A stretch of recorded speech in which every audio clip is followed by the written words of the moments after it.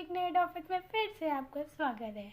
आज हम लोग इस लेक्चर में क्या क्या कवर करने जा रहे हैं, चलिए देखते हैं।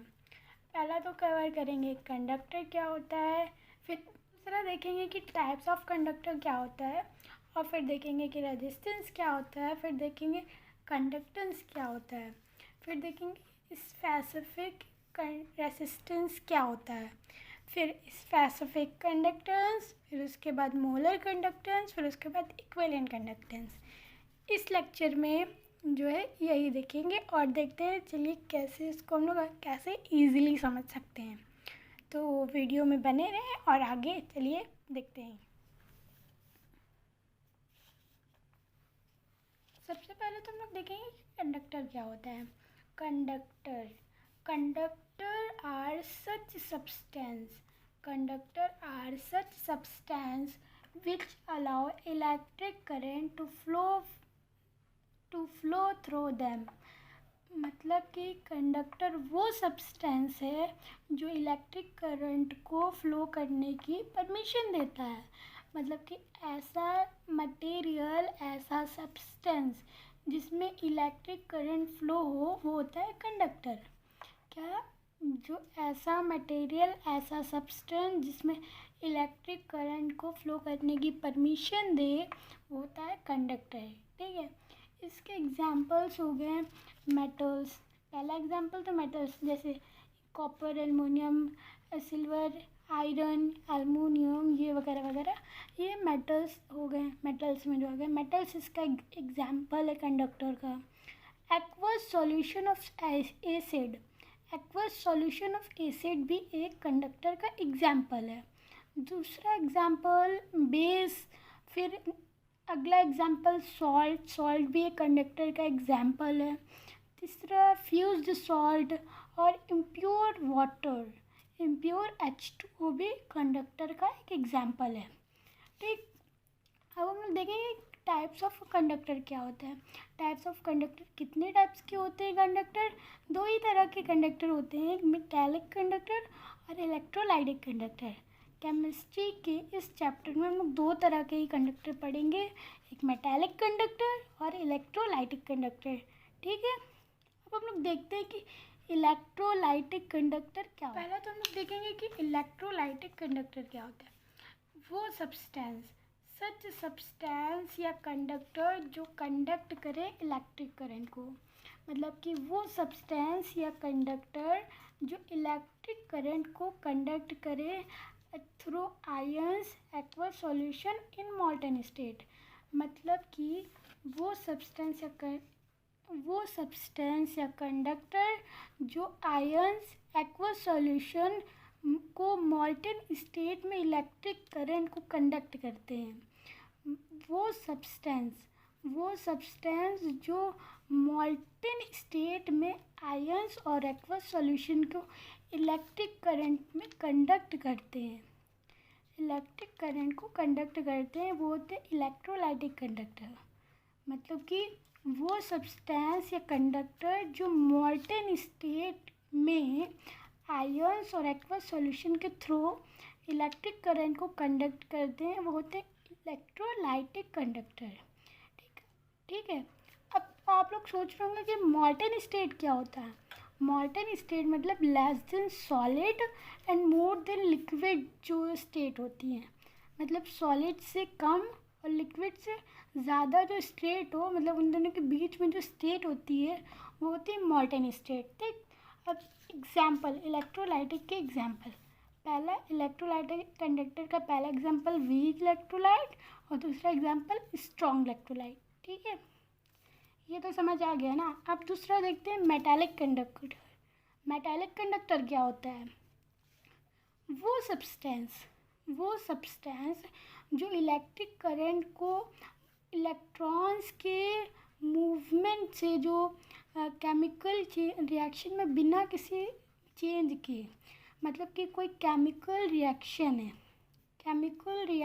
है वो उसमें बिना किसी चेंज के यहाँ से इलेक्ट्रॉन यहाँ, यहाँ से इलेक्ट्रॉन यहाँ मूव कर जाए, ऐसा सब्सटेंस जिसमें बिना किसी केमिकल रिएक्शन में चेंज किए एक इलेक्ट्रॉन दूसरी साइड रिएक्शन के मूव कर जाए, चला जाए, यहाँ मतलब कि यहाँ से इलेक्ट्रॉन यहाँ आ जाए, वैसे सब्सटेंस को मेटालिक कंडक्टर कहते हैं। ठीक है, मतलब कि ऐसा सब्सटेंस जिसमें बिना केमिकल रिएक्शन को चेंज किए उसके इलेक्ट्रॉन्स जो है वो एक जगह से दूसरी जगह मूव कर जाएं, एक जगह से दूसरी जगह मूव कर जाएं इलेक्ट्रिक करंट के थ्रू, वो होते हैं मेटालिक कंडक्टर।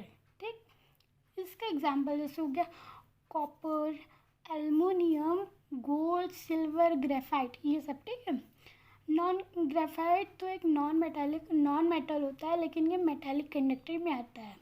ठीक, ये MCQs के लिए बहुत इंपॉर्टेंट है, इस यहाँ से क्वेश्चन आ सकता है। ठीक, अब ये क्वेश्चन है difference between metallic and electrolytic conductor. ये क्वेश्चन बोर्ड में बहुत पूछा जाता है, 12th क्लास के बोर्ड में बहुत पूछा जाता है, इसीलिए इस क्वेश्चन को आपको पहले से ही प्रिपेयर करके रखना है और इस पर ज़्यादा ध्यान देना है। Difference between metallic and electrolytic conductor, ये क्वेश्चन बहुत इम्पॉर्टेंट है, इसीलिए चलिए इसका आंसर देखते हैं। मतलब कि मेटालिक कंडक्टर और इलेक्ट्रोलाइटिक कंडक्टर के बीच में क्या डिफरेंस है, तो चलिए स्टार्ट करते हैं। मेटालिक कंडक्टर को तो हम लोग इलेक्ट्रॉनिक कंडक्टर भी कहते हैं और इलेक्ट्रोलाइटिक कंडक्टर को आयनिक कंडक्टर भी कहते हैं। ठीक है, ये बहुत इंपॉर्टेंट पॉइंट है, ये यहाँ से MCQs बन सकता है। मेटालिक कंडक्टर को इलेक्ट्रॉनिक कंडक्टर भी कहते हैं और इलेक्ट्रोलाइटिक कंडक्टर को आयनिक कंडक्टर भी कहते हैं। ठीक, अब पहला डिफरेंस तो ये है कि मेटालिक कंडक्टर में जो चार्ज होता है वो फ्री आयंस के कैरी करता है। मेटालिक कंडक्टर में जो चार्ज होता है वो फ्री आयंस कैरी करता है, और वही इलेक्ट्रोलाइटिक कंडक्टर में जो चार्ज होता है वो फ्री आयंस कैरी करता है। मतलब कि इसमें फ्री इलेक्ट्रॉन्स कैरी करता है और इसमें फ्री आयंस कैरी करता है। ठीक है, अब दूसरा डिफरेंस ये है कि मेटालिक कंडक्टर में जो इलेक्ट्रिसिटी फ़्लो करती है वो, मतलब मेटालिक कंडक्टर में जो इलेक्ट्रिसिटी फ़्लो करती है वो बिना किसी केमिकल चेंज के बनती है। मतलब कि अगर हम लोग कोई भी कंडक्टर है उसको यहाँ इलेक्ट्रिसिटी जो यहाँ से जा रही है, मतलब कोई भी कंडक्टर है उसमें इलेक्ट्रिसिटी जो जा रही है वो उसकी जो केमिकल रिएक्शन होगी उसमें कोई भी चेंज नहीं होगा। लेकिन इलेक्ट्रोलाइटिक कंडक्टर में जो है इलेक्ट्रिसिटी अगर हम लोग दे रहे हैं, इलेक्ट्रिसिटी अगर उसमें उस कंडक्टर से पास हो रही है, मतलब इलेक्ट्रोलाइटिक कंडक्टर से इलेक्ट्रिसिटी पास हो रही है, तो वो जो है उसमें केमिकल चेंज होंगे और वो इलेक्ट्रोड्स के थ्रू चेंज होंगे। मतलब कि इलेक्ट्रोड्स की वजह से उसमें चेंज आएगा। ठीक है, इसमें केमिकल चेंज कोई नहीं होता है, इसमें होता है लेकिन इलेक्ट्रोड्स की वजह से होता है। तीसरा पॉइंट देखें तो मेटालिक कंडक्टर में जो मैटर होगा वो कोई भी चेंज नहीं होगा। मेटालिक कंडक्टर में जो मैटर की क्वांटिटी या कुछ भी हो वो बिल्कुल भी चेंज नहीं होती है। लेकिन इलेक्ट्रोलाइटिक कंडक्टर में जो मैटर होता है वो ट्रांसफ़र हो जाता है। मैटर चेंज हो जाता है आयंस के फॉर्म में। किसके फॉर्म में? आयंस के फॉर्म में। मेटालिक कंडक्टर में मैटर कोई भी चेंज नहीं होता है, लेकिन इलेक्ट्रोलाइटिक कंडक्टर में मैटर ट्रांसफ़र हो जाते हैं। किसके फॉर्म में? आयंस के फॉर्म में। मतलब कि इसमें मैटर में चेंजेस होता है। ठीक, अब चौथा पॉइंट मेटालिक कंडक्टर का क्या होगा कि ये जो है मेटालिक कंडक्टर जो है वो फैराडेज लॉ होता है उसको फॉलो नहीं करता है। लेकिन इलेक्ट्रोलाइटिक कंडक्टर जो है वो फैराडे लॉ को फॉलो करता है। मतलब कि ये जो मेटालिक कंडक्टर है वो फैराडे लॉ के लिए एप्लीकेबल नहीं है, लेकिन इलेक्ट्रोलाइटिक कंडक्टर जो है वो फैराडे लॉ के लिए एप्लीकेबल है। ठीक है, अब जो नेक्स्ट इसके बीच में डिफरेंस आएगा वो है कि जो मेटालिक कंडक्टर है वो ओम्स लॉ को फॉलो करता है। मतलब कि ओम्स लॉ जो है वो मेटालिक कंडक्टर के लिए भी जो है एप्लीकेबल है, लेकिन इलेक्ट्रोलाइटिक में भी ओम्स लॉ फॉलो करता है। मतलब ओम्स लॉ जो है वो दोनों ही के लिए एप्लीकेबल है, फिर चाहे वो मेटालिक कंडक्टर हो फिर चाहे वो इलेक्ट्रोलाइटिक कंडक्टर हो। अंडरस्टैंड? नेक्स्ट डिफरेंस ये है कि अगर हम लोग रेसिस्टेंस बढ़ाते हैं, मेटालिक कंडक्टर में अगर हम लोग रेसिस्टेंस बढ़ाएंगे तो टेम्परेचर बढ़ेगा। मतलब कि जो रेसिस्टेंस है वो directly proportional to the temperature है।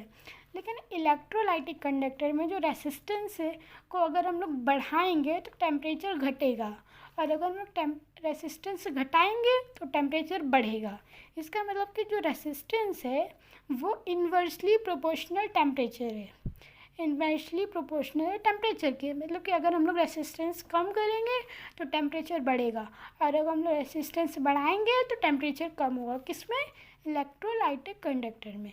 और मेटालिक कंडक्टर में तो अगर हम जो है टेम्परेचर बढ़ा रहे हैं तो रेसिस्टेंस बढ़ेगा। ठीक है, ये समझ आ गया। अब जो नेक्स्ट जो है वो इसका बीच का डिफरेंस है, मेटालिक कंडक्टर में जो कंडक्टिंग पावर होती है वो बहुत हाई होती है। मेटालिक कंडक्टर में जो कंडक्टिंग पावर होती है वो बहुत हाई होता है, लेकिन इलेक्ट्रोलाइटिक कंडक्टर में जो मेटालिक पावर होती है इसके कंपैरिजन में बहुत लो होती है। ठीक है, ये कुछ डिफरेंस हैं मैंने बता दिए हैं, लेकिन अगर आपको इसके अलावा और भी डिफरेंस मिले तो आप ज़रूर पढ़ें, और अगर वो काफ़ी सही पॉइंट हो तो पेपर में ज़रूर लिखिएगा। मार्क्स आपको बहुत अच्छे मिलेंगे और बहुत अच्छा इफ़ेक्ट भी करेंगे। लेकिन ये क्वेश्चन बहुत इंपॉर्टेंट है बोर्ड के लिए, अंडरस्टैंड। अब ये कुछ पॉइंट्स हैं, या पॉइंट्स कह लीजिए या कुछ डिफिनेशंस कह लीजिए, जो कि बहुत यूज़फुल है एंड ये बहुत इम्पॉर्टेंट है। ये 6 पॉइंट्स हैं, 6 डिफिनेशंस जो है, कॉन्सेप्ट्स जो है, ये बहुत इंपॉर्टेंट है। ये फिज़िक्स और केमिस्ट्री इस चैप्टर में बहुत ही यूज़फुल होने वाले, इसीलिए इस चैप्टर में आगे बढ़ने से पहले इसको हम लोग बहुत अच्छी तरीके से इसकी बेसिक समझ लेंगे। पहले तो हम लोग देख लेंगे कि रेजिस्टेंस क्या होता है, फिर उसके बाद देखेंगे कि कंडक्टेंस क्या होता है, और फिर उसके बाद देखेंगे कि स्पेसिफिक रेजिस्टेंस क्या होता है, एंड देन उसके बाद देखेंगे स्पेसिफिक कंडक्टेंस, फिर molar conductors and equivalent conductance. ये बहुत इंपॉर्टेंट है इस चैप्टर के लिए, इसीलिए इसके बेसिक पे ध्यान देते हैं। तो चलिए पहले स्टार्ट करते हैं रेसिस्टेंस से। रेसिस्टेंस क्या होता है? रेसिस्टेंस क्या होता है? रेसिस्टेंस मतलब होगा मेटालिक एंड इलेक्ट्रोलाइटिक कंडक्टर जो है वो ओम्स लॉ को ओबे करती है। अभी तो ये डिफरेंस में बताया हमने, ठीक है। तो रेसिस्टेंस में क्या होगा, मेटालिक एंड इलेक्ट्रोलाइटिक कंडक्टर जो है वो ओम्स लॉ को फॉलो करती है, जिसके अनुसार मतलब ओबेज लॉ के अनुसार जो रेसिस्टेंस आर, मतलब रेसिस्टेंस आर जो होगा उसका रेशियो होगा जो हम लोग कंडक्टर में पोटेंशियल डिफरेंस, जो पोटेंशियल अप्लाइड कर रहे होंगे वी, पोटेंशियल अप्लाइड कर रहे होंगे वी, और करंट फ्लोविंग आई। मतलब कि जो ये कंडक्टर है उसके बीच के डिफरेंस, मतलब पोटेंशियल डिफरेंस, और इसके अंदर से जो करंट फ्लो हो रही है, इसके अंदर से जो करंट फ्लो होगी इसके और इसके बीच का रेशियो होगा। मतलब कि कहना ये चाह रहे हैं कि मेटालिक एंड इलेक्ट्रोलाइटिक कंडक्टर तो है वो ओम्स लॉ को फॉलो करता है। ये तो इतना तो सभी को अभी बताया। ओम्स लॉ के अनुसार जो रेसिस्टेंस आर होगा वो रेशियो होगा पोटेंशियल एंड करंट फ्लोइंग, मतलब पोटेंशियल एंड करंट के रेशियो के बराबर होगा। मतलब कि जो कंडक्टर होगा उसके बीच में जो पोटेंशियल अप्लाइड कर रहे हैं और जो करंट आई फ्लो हो रही है उसके रेशियो के बराबर होगा। ठीक है, अब हम लोग यहाँ से अगर पोटेंशियल निकालें तो ये हो जाएगा V = IR। ठीक, और इसकी यूनिट होती है ओम, या इसका सिंबल होता है ये। ठीक, इसकी यूनिट का सिंबल ये होता है। ये बहुत इंपॉर्टेंट है, ये आगे बहुत काम आने वाली है।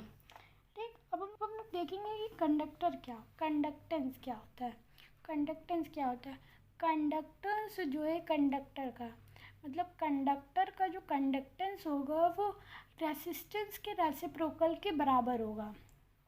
अगर हम लोग रेसिप्रोकल कर दें, मतलब रेसिस्टेंस को उल्टा कर दें, तो वो कंडक्टेंस के बराबर होगा। और इसको जी से डिनोट करते हैं, कंडक्टेंस को जी से डिनोट करते हैं। ठीक, जो अगर हम लोग रेसिप्रोकल कर दें रेसिस्टेंस का एक उल्टा कर दें तो जो है ये कंडक्टेंस हमें मिल जाएगा। मतलब कि अगर हम लोग ने देखा है कि R = VI होता है, तो अगर हम लोग इसका उल्टा करेंगे तो I बाय वी हो जाएगा, ये हमारा जी हो गया। मतलब कि कंडक्टेंस मतलब कि रेसिस्टेंस का उल्टा कर देने पे हमें कंडक्टेंस मिल जाएगा कंडक्टर का। ठीक, इसकी यूनिट होती है ओम इनवर्स, या इसको ओम इनवर्स ये सिंबल से भी डिनोट कर सकते हैं, या माहो या साइमन। ठीक, इसकी 4 यूनिट्स बहुत जो है देखने को मिलती हैं। और हम देखेंगे स्पेसिफिक रेसिस्टेंस क्या होता है। स्पेसिफिक रेसिस्टेंस को हम लोग रेसिस्टिविटी भी कहते हैं, इसको हम लोग रो से डिनोट करते हैं। रेसिस्टेंस जो होगा, कंडक्टर का जो रेसिस्टेंस होगा, स्पेसिफिक रेसिस्टेंस जो अगर हम लोग आर लेंगे, कंडक्टर का जो रेसिस्टेंस होगा वो डायरेक्टली प्रोपोर्शनल होगा लेंथ के। मतलब कि अगर हम लोगों ने यहाँ कोई कंडक्टर ले लिया और उसकी लेंथ L है और उसका एरिया जो है वो A है, तो डायरेक्टली प्रोपोर्शनल होगा L के। मतलब कि अगर हम लोग रेजिस्टेंस बढ़ाएंगे, अगर हम लोग लेंथ बढ़ाएंगे तो रेजिस्टेंस भी बढ़ेगा। लेकिन अगर हम लोग एरिया बढ़ाएंगे तो रेसिस्टेंस कम होगा, एरिया बढ़ाएंगे तो रेसिस्टेंस कम होगा। इसीलिए जो रेसिस्टेंस है वो डायरेक्टली प्रोपोर्शनल है लेंथ के और इन्वर्सली प्रोपोर्शनल है एरिया के। ठीक, इसीलिए हमने यहाँ पे ऐसे कर दिया। फिर जब हम लोग इसके ये प्रोपोर्शनलिटी वाला साइन हटाएंगे तो ये हमें एक ये कांस्टेंट मिल जाएगा। इस कांस्टेंट का नाम है स्पेसिफिक रेसिस्टेंस। स्पेसिफिक रेसिस्टेंस को हम लोग निकाल लेंगे, इन दोनों को इन ऐसे कन्वर्जन करके R/A/L कर देंगे तो हम लोगों को स्पेसिफिक रेसिस्टेंस मिल जाएगा। ठीक है, इसकी यूनिट होगी ओम सेंटीमीटर। इसकी यूनिट क्या होगी? ओम सेंटीमीटर। अब ये जो यहाँ पे SI यूनिट हुई है, ये हम लोग इसको SI यूनिट हम लोगों ने नहीं यूज़ करी है, CGS यूनिट यूज़ करी है, क्योंकि ओम एक CGS यूनिट है। ठीक है, अब हम लोग देखते हैं कि स्पेसिफिक कंडक्टेंस क्या होता है। स्पेसिफिक कंडक्टेंस क्या होता है, इसको डिनोट करते हैं कप्पा से। इसका नाम है कप्पा। ठीक, और इसको के लिखते हैं, इसका नाम है कप्पा, इसको के से डिनोट करते हैं। ये क्या कहता है? ये कहते हैं कि जो स्पेसिफिक रेसिस्टेंस हो, मतलब रो, स्पेसिफिक रेसिस्टेंस को उल्टा कर दीजिए तो स्पेसिफिक कंडक्टेंस मिल जाएगा। ठीक, जैसे कि हम लोगों ने रेसिस्टेंस को उल्टा किया तो कंडक्टेंस मिल गया, वैसे ही स्पेसिफिक रेसिस्टेंस को उल्टा करेंगे तो स्पेसिफिक कंडक्टेंस मिल जाएगा। ठीक, मतलब कि K = 1/रो। अब रो की वैल्यू रखें तो 1/R/L/A, जैसे यहाँ से निकाल लिए। फिर उसके बाद ये जो 1/R होता है, ये तो अभी ऊपर बताया था कि कंडक्टेंस के बराबर होता है, जिसको हम लोग G से डिनोट करते हैं। बस यहाँ पे ये देखिए L/A जो होता है इसको हम लोग कहते हैं सेल कांस्टेंट, और इसको G* से डिनोट करते हैं। ठीक, तो इसका मेन फॉर्मूला बन गया K = G/G*। ठीक, अब इसकी यूनिट हो गई ओम इनवर्स सेंटीमीटर इनवर्स। ठीक, अब हम लोग आगे देखते हैं कि मोलर कंडक्टेंस क्या होता है। मोलर कंडक्टेंस को हम लोग इससे डिनोट करते हैं, λm से डिनोट करते हैं और म्यू से भी डिनोट करते हैं। और ये क्या कहता है? ये कहते हैं कि जो है अगर हम लोगों ने एक वॉल्यूम को सॉल्यूशन लिया, एक वॉल्यूम का मतलब जो कोई वॉल्यूम है उसका सॉल्यूशन लिया, कोई गिवन वॉल्यूम है उसका सॉल्यूशन लिया, और उसमें जो एक इलेक्ट्रोलाइट, एक मोल इलेक्ट्रोलाइट जो प्रेजेंट है, एक मोल इलेक्ट्रोलाइट जो प्रेजेंट है, एक मोल इलेक्ट्रोलाइट जो प्रेजेंट है उसमें जो है कितने आयन्स हैं।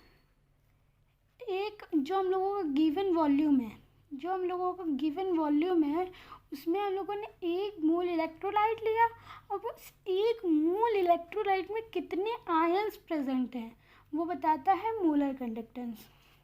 मतलब कि गिवन वॉल्यूम, गिवन सॉल्यूशन में जो एक मोल इलेक्ट्रोलाइट प्रेजेंट है उससे कितने आयन्स प्रोड्यूस्ड हो रहे हैं वो होता है मोलर कंडक्टेंस।